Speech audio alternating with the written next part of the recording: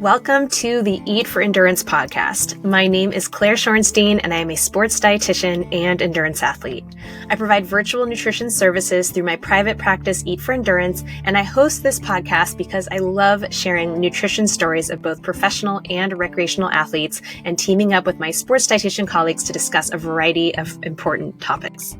I have an athlete nutrition profile for you guys today featuring Canadian marathon icon Krista DuChene. Krista wears many different hats. She's a registered dietitian, a coach, a recently retired professional marathoner, and a mom of 3. She has competed in 22 marathons over more than 2 decades, including the Olympic Marathon in 2016 and the Boston Marathon in 2018, where she placed 3rd. After retiring from professional marathoning last year, she joined the trail and ultra community and recently finished her first 100K this past month. We talk about Krista's experience as a dietitian, how her nutrition evolved while growing up as a hockey player and runner during both high school and college, how underfueling and focusing on lighter is faster during the first half of her professional running career led to major injury and what she later realized was REDS, how she recovered and came back stronger than ever, what her transition into ultra running has been like, how she feeds her family of 5, and so much more. 2 quick announcements before I turn things over to Krista. If you're enjoying these episodes, I would be so grateful if you could please make sure that you're following or subscribed to the show. And if you can leave a rating or even better, a review, that would be fantastic. Also, I wanted to let you know that I have a special discount just for podcast listeners for my self-paced course, Peak Performance for Endurance Athletes. Enter the code PODCAST at checkout and you'll get 10% off. This is an amazing resource on everyday and performance nutrition, and especially if you have an event coming up. Link is on my website services page as well as in my show notes. All right, enough from me. Please enjoy my chat with Krista DuChene. Krista, welcome to the Eat for Endurance podcast. Thanks for making time. How is it going today? Good, thanks. Glad to have this chat with you today. Yeah, so I know you ran your 100K, your first, well, not your first ultra, but your first 100K not that long ago, which we'll be getting into later. How is everything feeling? Are you recovering well? Yeah, I'm feeling pretty good. I mean, I didn't really know what to expect with it being my first time running 100 kilometers all in one time. But my hip flexors were really, really sore, like even in the second loop. So I went for my first run just a couple days ago and I could still feel them. So that's something that I've never had before. Like the fatigue in the quads gone, body energy, all that is fine. But I was like, okay, like they still need a bit of time. So I've got no races planned. I don't have anything I need to train for. So I'm just going to take it easy for a while and just enjoy runs like, 30 to 45 minutes. So I take it that means you're not doing Western States. Oh my goodness. I You don't got a know. ticket, right? That is something else. Like 100 miles is just a whole new world. But I mean, I said the same thing about 100 kilometers when I did the marathon. So yeah, I mean, never say never, but I'm not ready for that yet. Okay, got it. But you did get a ticket at your recent race, right? Or no? Yeah, I think, Okay. yeah, that's how it works. You get a ticket and then it goes in like some sort of random draw. But yeah, I into don't, the lottery. Yes. yeah, Okay. that's right. So you're not ready to enter that yet. Yeah, and I don't even know if you like hold on to the ticket or what, but I just kind of figure, well, I'm not going to put it in if I don't think I'm going to do it. So, Yeah. yeah, we'll see. We'll see. Yeah, famous last words. Yeah, and it's funny because I did a different podcast shortly after the race, and Mm-hmm. that kind of came up about doing Western, and I said it's to me it's similar to like the Boston Marathon when I started running marathons, and everyone's like, oh, you have to do Boston, and I was like, oh, what's the big deal? And then I did Boston, and I was like, oh yeah, that's the big deal. So I kind of think it's the same way in terms of Western, but again, maybe someday. Yeah. Well, enjoy your downtime. It sounds like, I Yeah, mean, the race was not that long ago and you're still kind of recovering from that. right. So as I said, we're definitely going to dig into the 100K and from a nutrition perspective, but you're also a registered dietitian, and I'd really love to learn a little bit more about you as a dietitian, what motivated you to enter the nutrition field and what kind of work you did as an RD before you kind of step back a bit to focus more on your professional running career. Yeah, so like I'm 47, so we've come a long way in terms of what we've learned about nutrition. So back in the Yes. day when I was in high school and trying to kind of pick what I wanted to study at university, I always knew I wanted something in the health field, and I always thought I wanted to be a nurse, and I thought it would be cool to be an obstetric nurse. So I actually had a co-op where I worked in the hospital and was able to help with a few deliveries of babies, which I absolutely loved. Then I knew that means working nights. So I thought, I'm not sure if I want that. So I started to learn about the career of a registered dietitian, which was, fairly new back then. And that was really interested me. Guelph had a really good nutrition program and a good hockey team, which I ended up playing for when I was there for the 4 years. So it seemed like the perfect fit. And so I had that interest in like infant nutrition and pre and postnatal health, as well as my parents both had cancer. So I started to kind of learn the connection between diet and chronic disease. So, kind of all of those things in one is what made me interested in going to Guelph to get my degree in nutrition to become a dietitian. Got it. And so were you working more in kind of the clinical setting and when you did become a dietitian before you kind of stepped away? No, I did the Canada Prenatal Nutrition Program out of the health unit, so more public health. Mm, So got it. we had a teen-based program here in Brantford. So they would come in and we would, have some sort of educational topic, often taught by the nurses. We'd offer them something, to eat, and they'd get food vouchers. So that was primarily what I did when I first started working, and I absolutely loved it. But I did some work in my internship in the clinical setting, but never worked in a hospital, and didn't really want to. I liked the work that I did in public health. Got it. And so Yeah. are you still doing any work as a dietitian, or once you kind of stepped into being a professional runner, you completely kind of put that behind you? I've always worked as a dietitian through all of these years. Oh, okay. And I'm not sure, maybe the last, I guess, when running kind of picked up to be more of a career, I focused more on just kind of keeping the number of hours that the college requires. So that's where I'm Hmm. at now. I only work about 8 hours a week. And so that's out of a family health team. So that's mostly, blood glucose or, risk of diabetes and Hmm. cholesterol and that kind of thing. So we get referrals from family doctors, and I really like that setting quite a lot. And it's not clinical, but it's more kind of education about, the basics that they need to do at home. And if it's anything, kind of beyond what we think we can handle as our scope of practice, we would refer to like a clinical setting. So we do that. Hmm. Yeah. So sports nutrition was never kind of part of what you've done professionally as a dietitian, it sounds like. No, I did take a sport nutrition course in Montreal with my friend Megan Kykman, who is in Australia doing her PhD in actually relative energy deficiency in sports. So, Oh, cool. um, but it's interesting. I never really like had the passion for it. I knew how to apply it to my own, racing and training strategies, but it just never was something that interested me as a career. It's kind of like reading. I don't really have an interest in reading about running. I want to read other stuff. So that was kind of similar. I just kind of Yeah. wanted something different.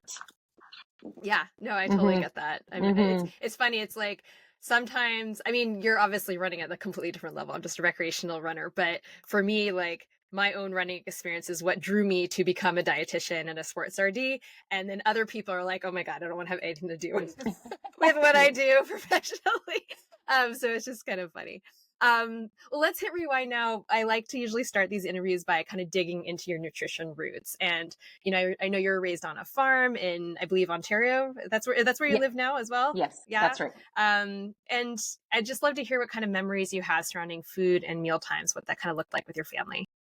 Yeah, so I grew up on a farm. I was the second youngest of six kids. My dad was a beef farmer. My mom was a teacher until she, started having kids and staying home with us because there were so many of us. But I really loved like being outside with my dad, helping with chores. We had chickens, so we would have eggs that we would collect and eat, and we had a garden, so we would get produce from there. And then obviously we had beef, being beef farmers. So we had Hmm. two deep freezers in the garage. One was just for beef. So growing up, like eating beef was not a big deal. And then I would go places and people were like, "Oh, I want a steak," and I'm kind of like, "What's the big deal?" But I remember family meals just like really, yeah, kind of busy because there were eight of us, but Hmm. relaxed. The food was just kind of like family style. We'd pass everything around. I would help, I was the second youngest, so I would get the jobs like setting the table and buttering the grilled cheese, and it would go in on big cookie sheets into the oven instead of like in a pan. But I'm really grateful, especially because of my work as a dietitian and working with kids, that I grew up with a healthy relationship around food. So I didn't see my mom dieting, or food security wasn't an issue. So Hmm. food was plentiful, and we were blessed with that. And yeah, I think that really helped me to have that positive relationship with food growing up, and learning more about others' experiences, which were much different than mine. Yeah, no, I mean, this is always really an interesting question for people because it always kind of diverges in these two paths. It's like either you grew up with that healthy relationship or you didn't. And of course, you can grow up with good role models and all that, and you can develop problems later on, right? Like that happens too. But it's always, that's why I ask this question. 'Cause it's interesting to hear where people come from that regard. And I mean, you were super active. You played hockey. It sounds like you ran from a really young age, and you kept that up for, through college and obviously beyond. So I'm really curious, just how your diet evolved over, like, as you became a more competitive athlete, maybe it was in high school or college, how your everyday eating or how you even approach nutrition, thought about nutrition changed. Like, and I know that's kind of a big question, but like, did your eating style change, or did you start to think about nutrition and how it related to performance, or maybe it didn't change at all? Yeah, it's interesting because I think back to the question about sport nutrition. That's one of the reasons that I wasn't really interested in it too much, because Hmm. I always felt like eating can be so simple and easy. And I would say to people, you can come to my house and look in my cupboards. There's nothing special about what I eat, but it's how you eat day in and day out consistently over time. Just like the training, right? You've got to get the Yeah. miles in and kilometers. And you've got to get the workouts in consistently. So it's kind of like it's not what you eat the night before the race that's going to make it Sure. or break it, but it's how you're fueling yourself all the time. So like, again, because like sport nutrition, just when I was in high school, and then I played hockey at university, then I got into running, we were starting to learn more, but I still had a fairly like relaxed attitude about it, I think.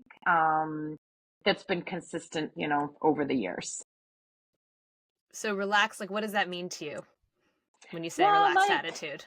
like just things like, like people come out with the list of superfoods, and then you see everyone like buying all the superfoods and kale and all these things over the years. So I've Mm, I've been able to see kind of the trends come and go, and know that it's just the basics of like, I don't know how many times people ask me questions about how I eat, and I talk to them about the plate. You got your vegetables and fruit, your whole grain hmm. protein, and that's kind of like the basics, that I'm referring to. But we'll talk about this in a minute, I think. But then I got into the scary field or area of underfueling. So Hmm. that's something that we've learned a lot since, because at the time we didn't really know as much about it as we do now. Yeah, I mean, let's jump to that now. Sure. I mean, you ran your first marathon in 2002. So, and then you've only just recently basically retired professionally from the distance. And, um, and so we'll talk about kind of what those early marathons may have looked like for you. But yeah, you got a very serious injury in 2014. For anyone who isn't aware, you broke your femur. And you later realized this was due to low energy availability, or REDS, which at the time wasn't, I mean, you think it was like just emerging as a term. And even now in 2024, there's so many health providers who don't know what REDS is, which is bonkers, but it's true. But it is a little bit more known, let's say.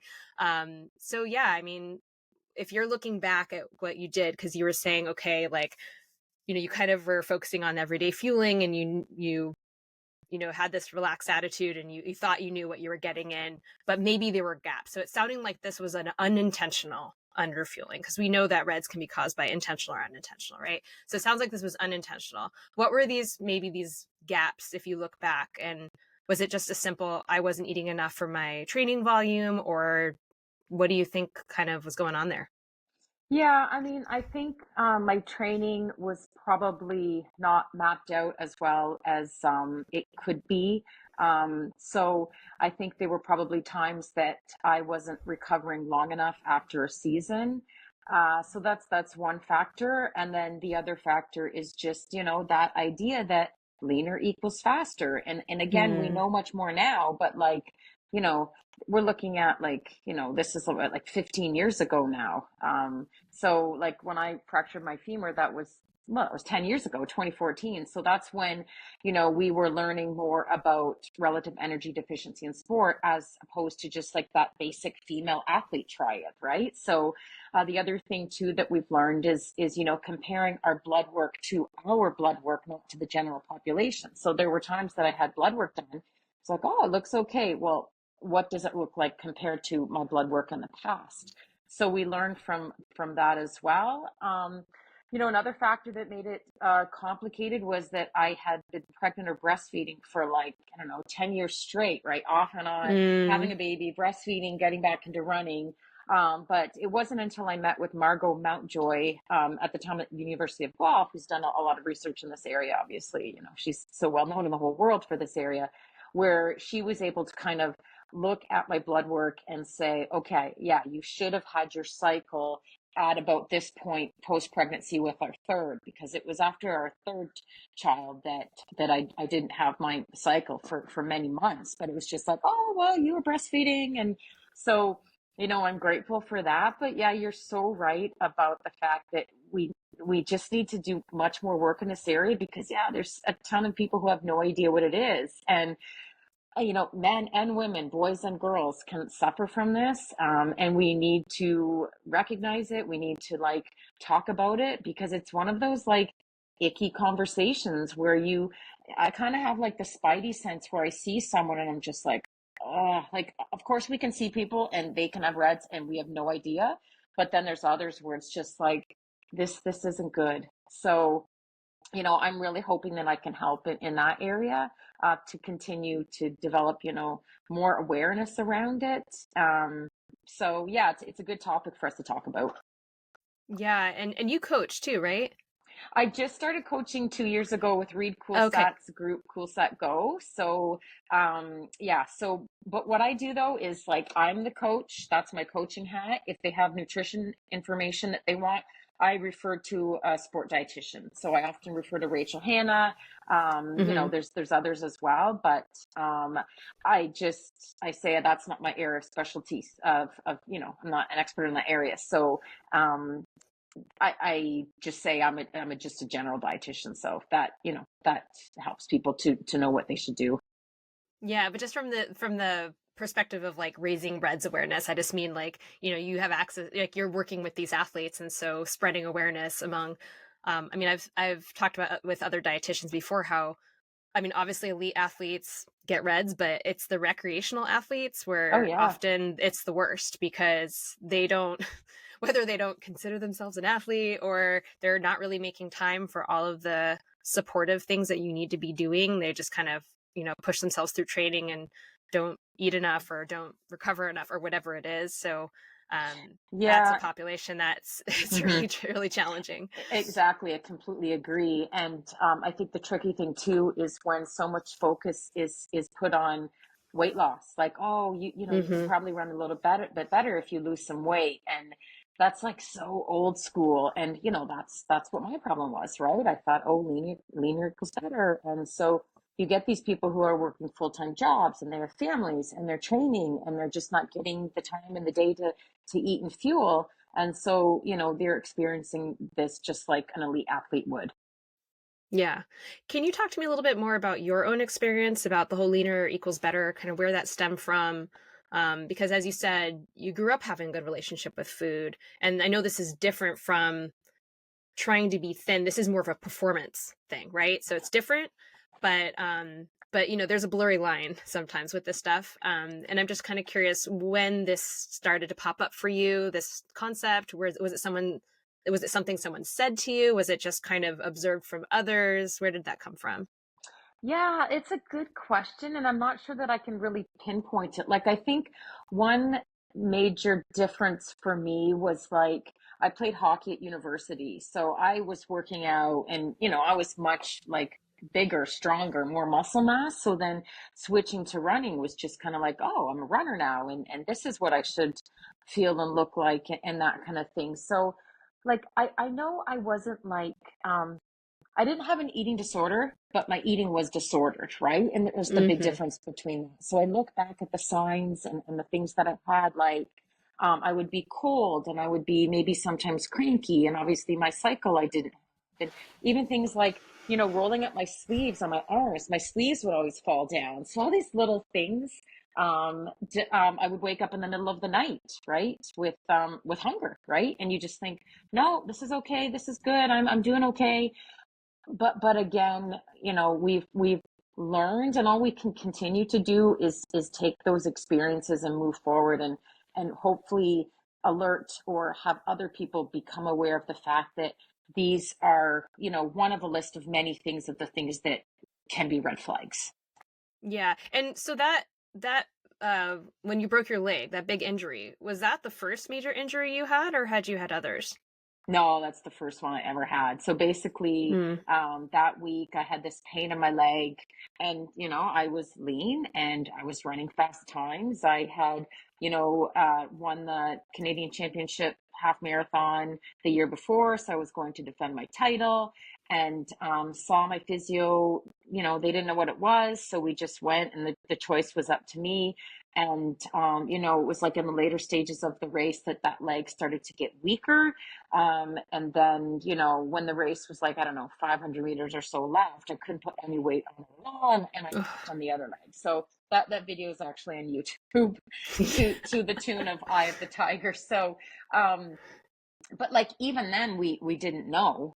But it was when I was in the hospital that night that they did the test to determine that um, there was a stress fracture that led to the bigger fracture of the femur, which is why I had to have surgery with the screws placed in my leg. But originally they thought, well, like, who breaks their leg running a race? And because of my family history of cancer, they wanted to rule out that they thought it might be a tumor in my leg that Ah. caused the pain. So, but then, even when I look back to when I was blogging and writing about my experience, back then, like, I had no idea it was from, underfueling and overtraining and that kind of thing. So, yeah, like it's, we learn, right? And that's the way life is, right? We look at the past and we can recognize things that we weren't aware of at the time. But to me, it's like moving forward, we have to keep talking about these things and educating ourselves and learning. So, actually, just last month was, or April,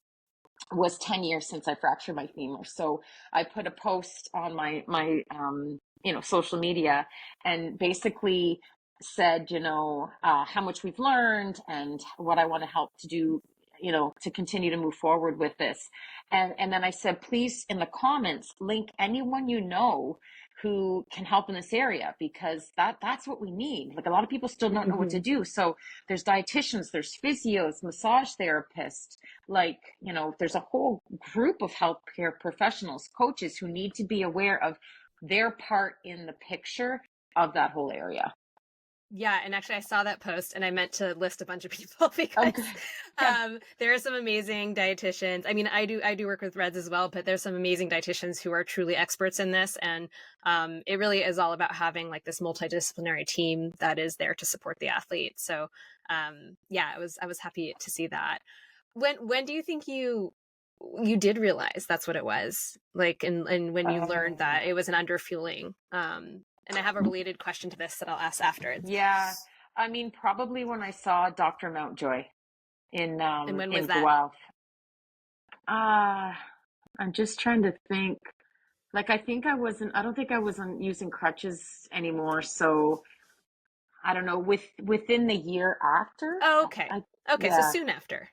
Yeah, but still, even then, it was pretty still pretty new, kind of Mm-hmm. figuring things out. Yeah. I mean, the reason I ask is because, within the year of breaking your leg, you made the marathon standard for the 2016 Olympic Games, and which was a huge deal, obviously. And clearly you recovered. And so, number one, I'm really curious to know what that road to recovery looked like, especially from a nutrition perspective, and especially in this context of what we're talking about here, which was underfueling led to this problem. And as we know, especially breaking a bone, I mean, that just dramatically increases your nutrition needs. And you have to do a lot of things to support that in the healing process. And then, of course, to then get back to the level of training where you can compete at an Olympic level. So I'm really curious kind of what that all looked like. And that's kind of why I was curious about, when did you start to think about, oh, wow, it was underfueling that led to this and I'm going to make some changes. So maybe it wasn't, maybe that didn't come into play. But yeah, I'm just kind of curious. Did you change your approach at all to nutrition after you got injured, or no?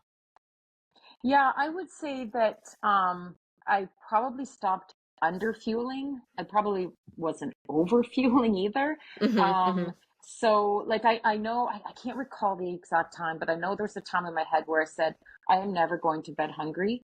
If I'm waking up in the night hungry, I need to change that. So probably more listening to my body, intuitive eating, that kind of thing, which can be a bit of a difficult area, especially when like you get back from a long run in the heat and you don't feel like eating. Well, intuitive Yes. eating should be like, if you feel like eating, eat, and if you don't, stop. So, being aware that I still needed to eat, even though sometimes I didn't feel it, but just kind of honoring those hunger and fullness cues depending on where I was at in my day and my training. But Mm-hmm. um, yeah, so when I continued to recover after the surgery, I have a really good running friend who's an orthopedic surgeon who followed my care here in Ontario, because the surgery was in Montreal, Quebec. But we just were really gradual and careful with my return. So basically, he did lots of X-rays and tests to make sure that everything was healed and that the screw wasn't, moved around or anything. But it was basically, going from like, crutches to a cane to walking to like being able to like jog, walk, and then do cross training, some biking, some swinging or swimming, weights, that kind of thing. And then gradually just, working up to like a 5K at marathon race pace, an 8K. And then that's what led me to getting the Olympic standards, the following spring. And I didn't really have any like difficulties in that. Plus, I didn't know what was going to happen. So I was just like kind of taking each day at a time while still having the Mm-hmm. goals. But Mm-hmm. initially I thought, well, I'm going to feel the screw in my leg when I run. And I never did. So I think it helped that, he was a good friend, to just kind of trust that the bone was healed and I could continue back. But I should say, so that was 2015 when I got my Olympic standard. That fall in 2015 and in 2017, I had a stress fracture in each of my feet. Yeah, so like Oh. it doesn't just like the thing with Reds, obviously it's different with everyone, but like you can have, the results of the consequences kind of long after you've initially started that healing process. So I know Mm-hmm. Rachel Hanna has talked openly about her Reds as well, and she had some stress fractures. So like it's not just like a quick fix, oh, I made it to the Olympics and got my standard. Like it was kind of like, oh, are you kidding me, another bone injury? But then, again, we've learned later, all of that underfueling didn't just affect me in my season after, it affected me long term.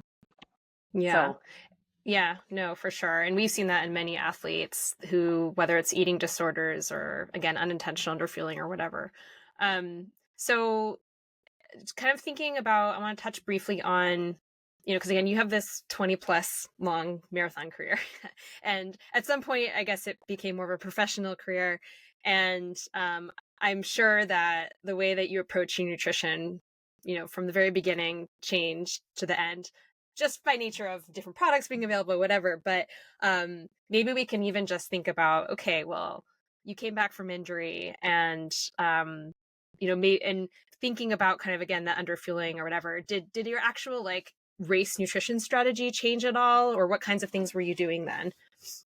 yeah, so like probably day-to-day nutrition, I was probably much more deliberate about, um, you know, getting more high fat foods in my diet. I was probably consuming mostly low fat during my training. So Mm. um, that helped that I was eating that. So then more, foods with calcium and that kind of thing. So, but I didn't like get calcium supplements or anything like that. I just kind of trusted my overall nutrition in terms of that. So the day to day, I wouldn't say changed too much, but actually when it comes to nourish nutrition, I pretty much did the same thing for 20 years. Really? No way. Okay, tell me what it Yeah, is. yeah. So like back in the day, like a lot of people didn't know about race nutrition. So that was kind of like my secret weapon when I was at these races. And I remember Hmm. coming home from a race and talking to someone at like a service station and this guy was saying how he bombed. And I'm like, ah, dude, like he had like 2 gels. And I'm thinking, yeah, you need more than that. So I took 8 gels in my marathon for like 20 years. And so I started out using Eload gels, and then they were discontinued, and I moved to endurance tap. So that was right through until Tokyo, which was my last competitive marathon last year.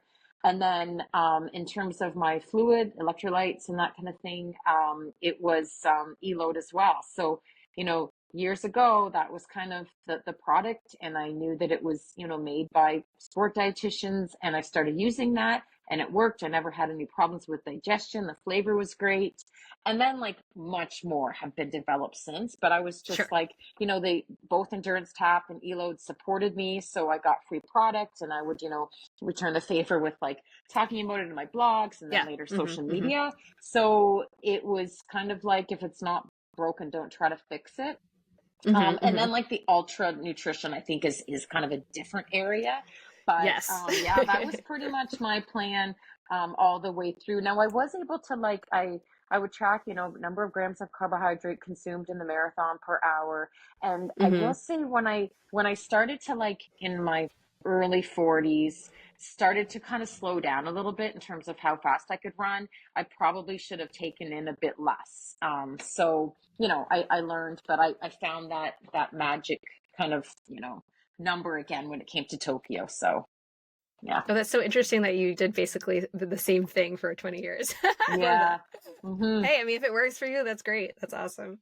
Um, any kind of race nutrition, like any disasters or, I mean, considering that you're using like the same thing, maybe there was no kind of nutrition disaster, like, or best or worst nutrition experience, because it's a lot of the same. And we'll leave ultra out of it for now because we're going to get there in a minute, Yeah. because that's like a whole different beast.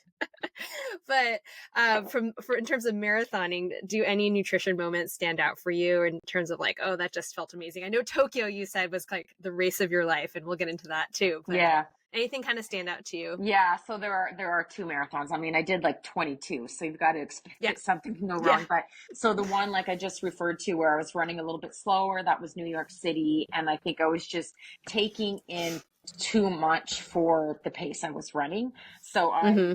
needed to use a few porta potties here and there. And boy, that's humbling.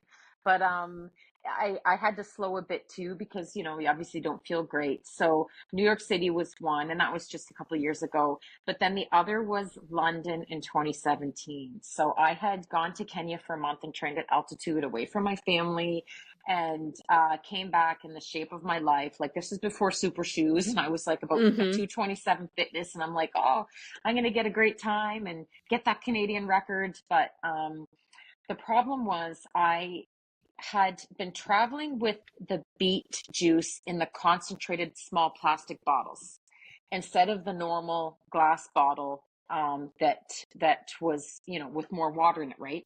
So the night before the race, I took the beet shot, the beet juice, which was concentrated, and I didn't drink water to dilute it. So I mean, I don't know if this is this is can be proved with the research and whatnot, but when you've done that many marathons, you're pretty sure you know what went wrong. So the next day in the marathon, I was on pace with the group for about 10K, and then I started to not feel well. And then Mm. it was just a disaster. Like that to this day, that's the hardest marathon I ever did because Ugh. I got dehydrated. I just had to stop so many times. And like, I just remember thinking, oh, this is London, England. People are very proper. And it was awful. It was just like, oh, please, if the queen looks out the window, I'm just going to give her a heart attack. So And you know what? To this day, I've never touched beet juice since. I was just like, no, I'm done with it. So Yeah. those were my two. And so that's not bad considering the other 20 were no problem at all. That's like me in Paris Marathon. I mean, I definitely pooped in places I shouldn't have. You Oh know my what? word. That's how it goes. Are you even a runner if you haven't pooped somewhere you're not supposed to? So there you go. Um, got it, got it. And then of course Boston was in 2018, and that was an amazing moment. I was reading somewhere that when you finished, you didn't realize you were third overall. Oh yeah, I had Is no that true? idea. Yeah, like because the storm was so intense that a lot of people didn't have any connection with their phones. So when I crossed the line, I asked the one of the volunteers and I said, "Do you know how I placed?" And he said, "I think third." And I said, "Oh, not masters. Do you know how I placed overall?" Because my goal was to be top three masters, and I thought he was referring to that. He's like, "No, I think that was third overall." So when we walked back into the hotel, like Des Linden was still back, celebrating because she won, and then Sarah Sellers, but I was the first one back to the room. And Mm. I saw it written, Deslin and Sarah Sellers, Krista DuChene, and I still didn't believe it. So I'm like, that's someone's handwriting. No. So I had to see it. Like Eric Gillis, his agent was there, and so he showed me on his phone, and that's when I believed that I got Oh third. my But God. a key to success in that race was a lot of athletes, because it was so cold and rainy, they had a hard time opening their gels and Mm-hmm. drinking their Mm-hmm. fluids, which I Mm-hmm. I didn't. So I was able to still continue to take in all the fluid and fuel that I needed to finish that whole race. So that really helped, because if you can't take stuff in, then you're really going to suffer for it later. Yeah. Well, Hmm. that was amazing. I remember that race. I remember seeing you finish. I'm like, that's so cool. Awesome, uh, awesome. Yeah, let's talk about the 100K for a minute. I'm of course a trail and ultra runner myself. I have not run a 100K yet, but I'm definitely excited to venture the community. And I know a lot of road runners kind of slow, not all of them, but many of them slowly make their way over to trails, and we're always like, "Yay, come join us." But yeah, so it wasn't your first ultra. I think you did one in 2020, but it was your first time running for 13 plus hours, or around 13 hours, and yeah, I'd love to hear a little bit about, just because fueling for an ultra is just it's a completely different sport. And your gels and your fluid, that's not going to cut it. But I'm really curious to hear kind of how you made that transition and kind of what your fueling plan looked like, and yeah, how it all felt. Yeah, I knew going into it, from Reed being my coach, and now he's moved to doing ultras as well. And just again with my background as a dietitian, that fuel would be key, and fluid. So I also knew things like, when you're running for that long, you can have like flavor fatigue or texture fatigue. So I was Mm-hmm. kind of, prepared for that to happen.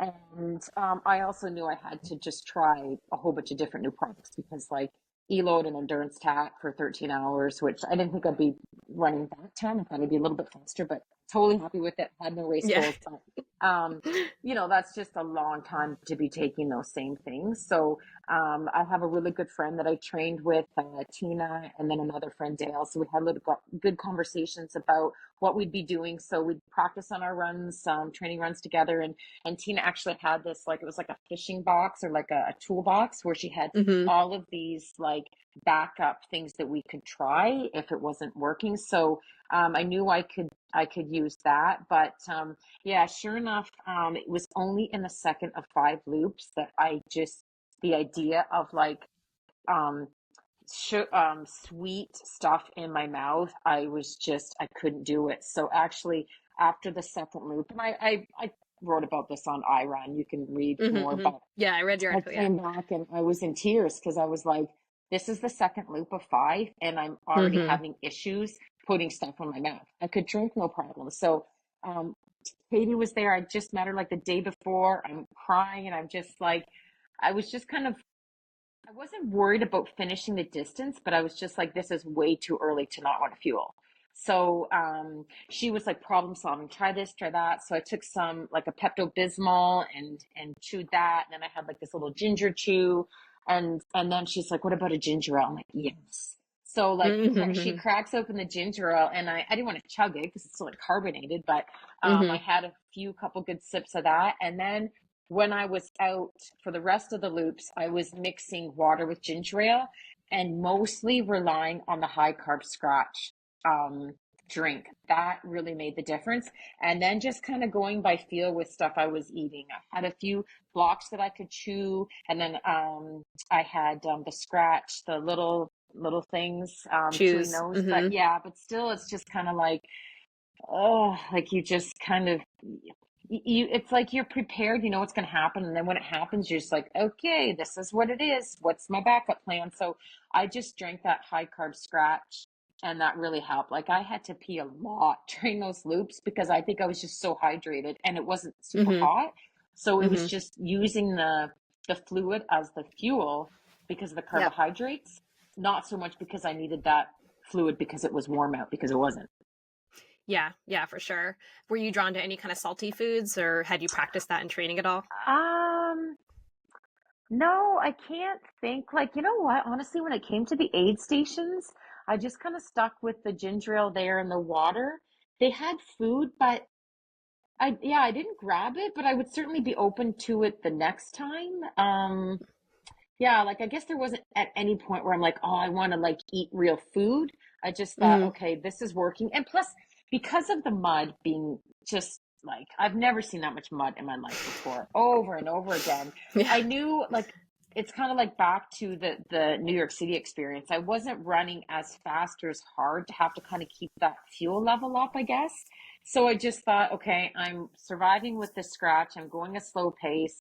You know, we had to hike up so many of the hills, which was fine, and really go slow and walk through the mud. That I guess it was just working. But probably the next time, if the conditions are different, I probably would be taking in more like solid foods, like sandwiches and oranges and whatever they had there. Yeah. So it sounds like that wasn't something you had practiced. Like you were kind of just relying on sports products mostly in training. Yeah, that's right. But I would certainly be open to it. It wasn't that I didn't want to. I was just kind of like, okay, what I'm doing is working. Mm-hmm. Because I know that people can have that as well. Like I think there's one race that Reed did where he was just like watermelon was the thing that appealed to him and he ate it. So and you know, it's kind of back to that intuition. You know, there's so much for me to learn about the ultra, which I love. I'm starting to Mm-hmm. coach people who want to do ultras, which is neat. But like it's kind of like that if your gut is telling you, yes, I want to eat that, just like that gulp of ginger ale, I think that's your body's way of saying, okay, take that in. Yeah, I know for me it's like the random potato chip and I only need one, but it's just like that one crunchy salty potato chip. Like Yeah. yes. Well, it's funny. A friend of mine, Mike, who does ultras, I saw him after the race, and it's funny because I'm like, when I was done, I'm like, I didn't know what to do. It was such a weird feeling to not go out and Yeah. do another loop. And I'm like, so what do I do now? He's like, he said something about have a beer and some chips. I'm not really a beer Yeah. drinker, but like a friend of mine who had raced as well, April, she had chips. And we sat there in the chair cheering on the other people as they came in, and I ate chips, and boy, they did hit the spot. So They maybe if really I'm do. doing a 100 miler, chips will be the thing that I'm using the next time. Yeah, I mean, for me, it's like it's the crunch and it has a little bit of fat and that salt. And it's just Yeah, such a nice, like you were saying, like the flavor change, the texture change. Like you just get so sick of sweet drinks, sweet gels, sweet chews. yeah, Even, I mean, fruit is very fresh and refreshing, but it's still sweet. So sometimes it's just yeah. nice to have those things. And pretzels are fine, but they're dry. So the chip is like nice and it's not so dry and it's yummy. But I'll never forget this. Like my husband and I were doing a long training run, and we're out in California, and we knew we were stopping by this little store, but we didn't realize it was cash only. We had no cash on, but we were just like, for miles, we're like, oh, we're gonna buy a bag of potato chips. It's gonna be the best. And we're like dreaming of these potato chips in the middle of this, like, I don't know, 20 something mile run. We get there and it's like we only have our credit card. Oh Potato chips. I'm no. like, no. Uh, But yeah, they are really refreshing. Awesome. Yeah, so I mean, you kind of alluded to things you might try next time you run. It sounds like you want to run another ultra. I mean, do you have your eyes on anything in particular? Or you just kind of, I don't want to think about anything right now. I'm still recovering mode. Where No, you're kind of at with I'm pretty races. sure I want to do the same race next year, the 100K. Like Okay. it's close to home. I've got friends that I trained with, Tina and Dale. Um, it's not technical. Like, honestly, I look at some of these like videos and races and people posting stuff, and I'm like, oh my goodness, like I just think that's just like an ankle waiting to break. So I don't love that. I don't care about slowing down in those areas, but I'm just like, I just don't want to spend like a lot of a race kind of doing this and being careful. Not yet, anyways, but yeah, I definitely want to do it again just because I think there's so much to learn. I also appreciate the fact that, even though we had the rain and all the mud, which slowed us down, that could be replaced with heat and humidity. So Sure. that wouldn't be fun either, but that would just be a new challenge. So, like any race, we want the conditions to be perfect on the day, but they, likely aren't going to be. So it's just kind of neat knowing how I could train in the same way and have a completely different race day experience. And just kind of learning. And I just love the structure of like Reed had me do one workout during the week and then like the long run with elevation on the Saturday, which was usually at Sulphur, which is really close to where we live.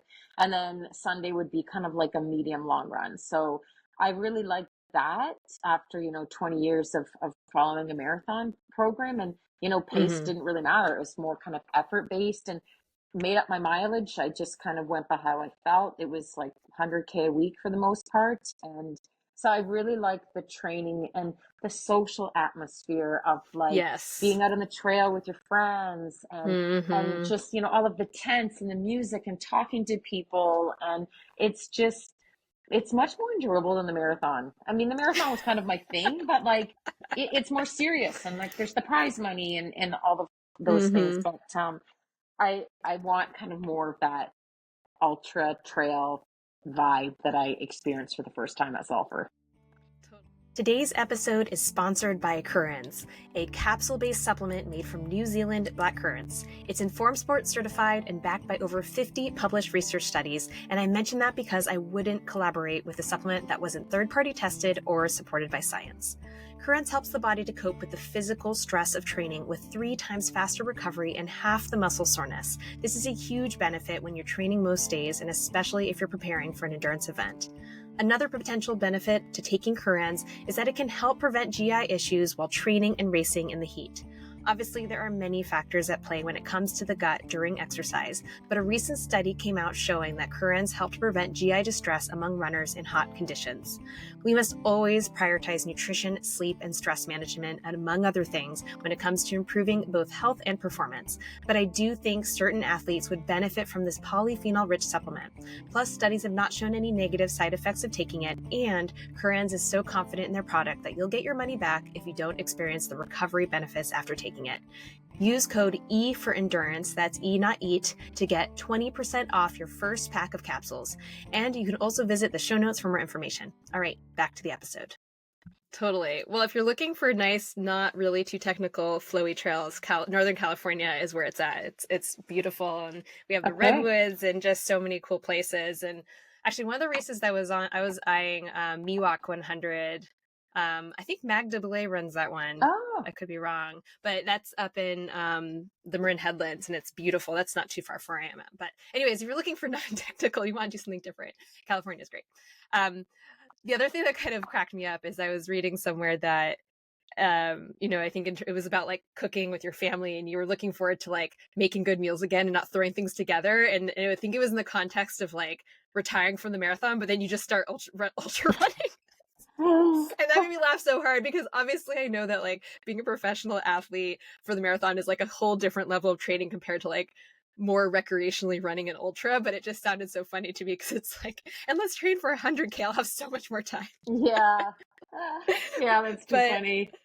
I mean, has it been, would you say, like a lot less time consuming though overall, even though you're running longer distances? Yeah, I would say it was like less intense and yeah, more energy. And like the thing is, like Reed said to me once in an email, he said, you could be training harder. And I could have, but I didn't want to, right? That's what I did for all those years. So I still wanted Mm, to like live my life and have enough energy to like actually, go out and watch my kids do things and not just like pick them up in my pajamas at the end of the day. I mean, I've always been able to to balance it with the kids, but just having a bit more energy than maybe during a marathon build. So Yeah, I just really enjoyed it. And I mean, the one thing that, because I help coach high school track, I never did jump on the track and do any workouts with them because, like, when you are running like 40K on a Saturday, you're not exactly going to be fast on a Monday doing 200-meter repeats.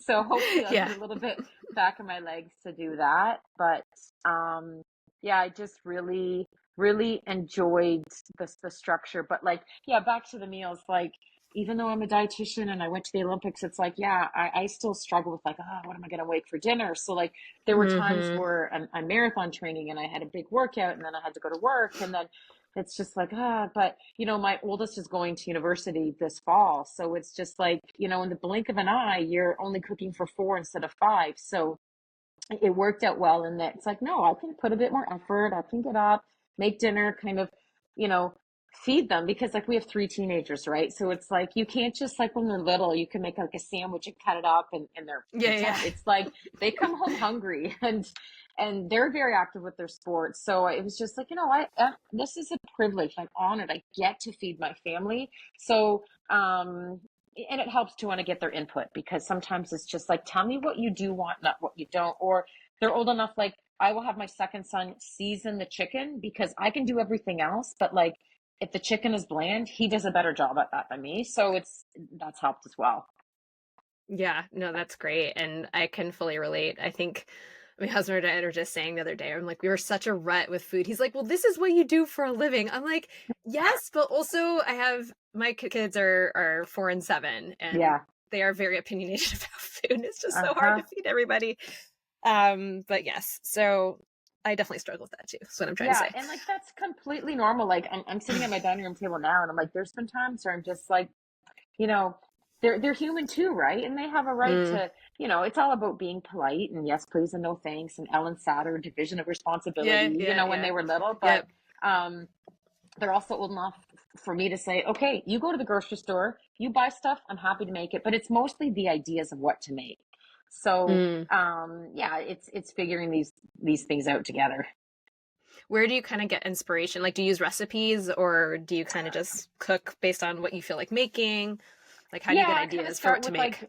like with the meat. Like, oh, we got ground beef. I'll set it out, and then I'll think throughout the day what I'm going to make. But my brother-in-law has a food blog, the Black Peppercorn, and it's like fun or it's easy and family-friendly recipes. So I use a lot of his recipes, but I'm never one who follows it to a T, right? I Sure. substitute a lot. Sometimes I don't measure. Sometimes I do. But usually when I follow his recipes, for the most part, it's a success. So, there's this guy I follow on social media who talks a lot about like, things that teenagers say, and I can totally relate to that. And I put a comment once, and one of my kids said, "Mom, this is actually good." I thought, actually, okay, that means it was good, but then it's like make a mental note. Okay, what did I do that time? And yeah, it's we're human like anyone else. Yeah, no, for sure.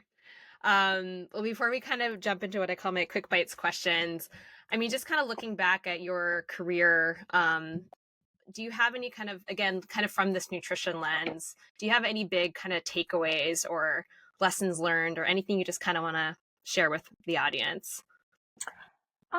Like it's all about consistency, and there are no shortcuts or special workouts or special diets and that kind of thing, and it's just like it's all about joy and passion. And like I still wake up looking forward to that cup of coffee and that run, as well as having off season where I don't run at all or don't do any sort of training. So when people are coached by me, I say to them when I first chat by Zoom, usually that first initial meeting is it's okay if someday you decide not to run, but what I do hope is that you stay active for life. So if someone chooses to discontinue coaching or whatever, and I still see that they're active, I'm like, that's great. That's good. So yeah. And just like even now having kids, and seeing what they want to do, like for parents who have kids, we have our goals and dreams, and that's great for them to see that and for us to model by example.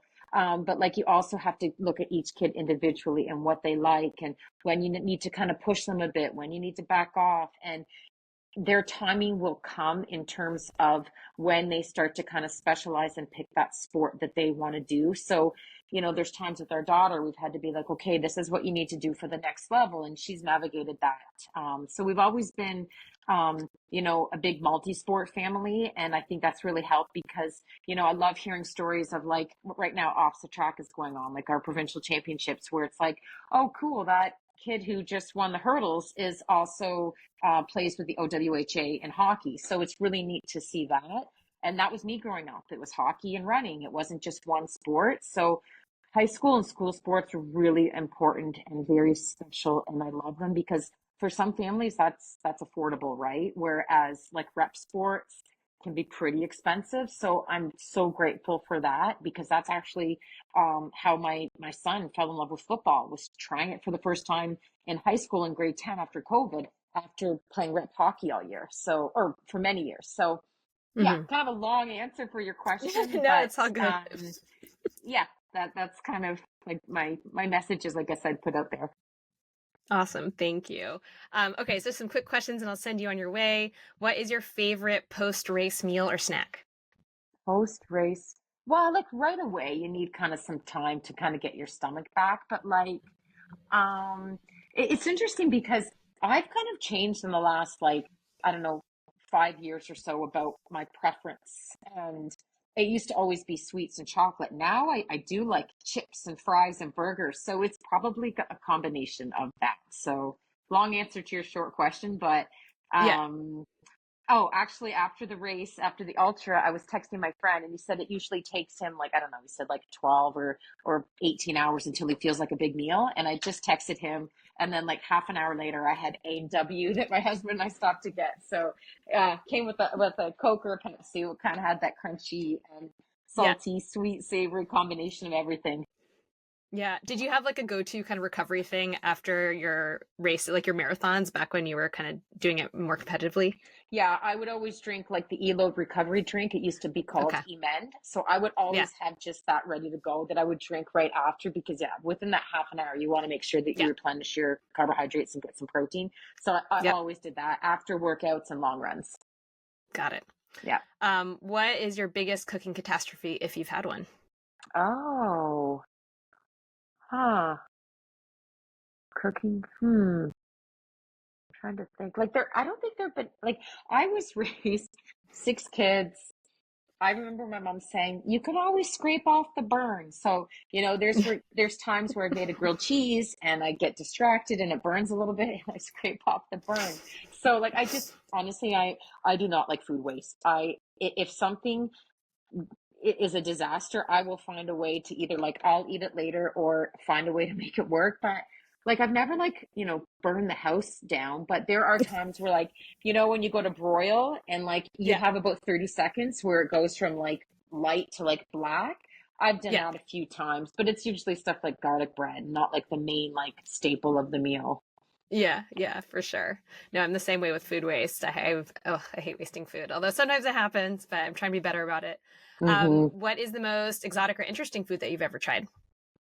Oh, like we went on all-inclusive trip with my husband's family, like his parents and all the grandkids.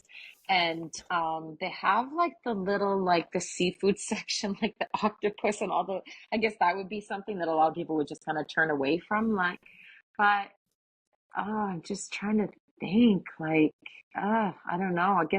I guess that would be it. But I am one that is open to trying stuff. I think I tried like what is it, cricket or grasshopper or whatever. I think I Hmm. I tried that once, but things like that and sardines, I do kind of struggle with uh, getting that Yeah, down. But totally. How do you like your eggs cooked if you eat eggs? yeah, oh, I eat eggs, love them. I'll eat them anyway. Like some like over easy, where you put the toast in and it runs out a little bit. But I think probably scrambled was my staple for many years. What is your favorite beverage? Coffee. I love my coffee. Popular answer. Chocolate milk. I've never been like a big drinker. Like water satisfies me just as much. But I will say Mm-hmm. last summer, I actually posted this on my Instagram. I did like it was called Fun Friday. So I would meet a friend for a run, and then my daughter and I would do stuff at our campground, and then I would get like a nice drink. So I was trying things like, the slushies at like the variety store, and like I tried a monster drink. So I think I'm still in that where it's like there's so many drinks out there to try just for Yes. fun.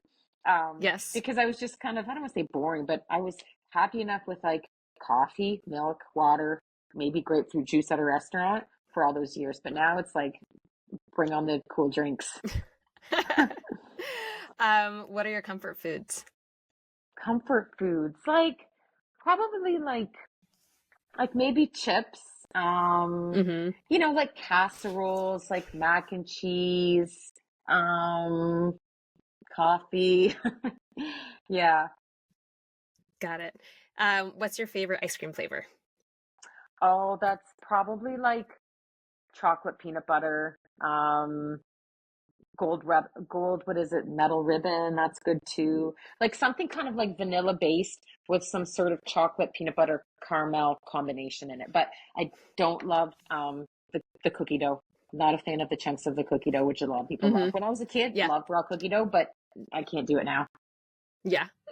And last question, top 3 items of gear that are most essential to your active lifestyle. Well, now that I'm an ultra runner, I would say like the bladder with the hose, that just was really Mm-hmm. helpful because I was able to take like 1.5 liters in as opposed to one with the soft flasks at the Mm-hmm. front.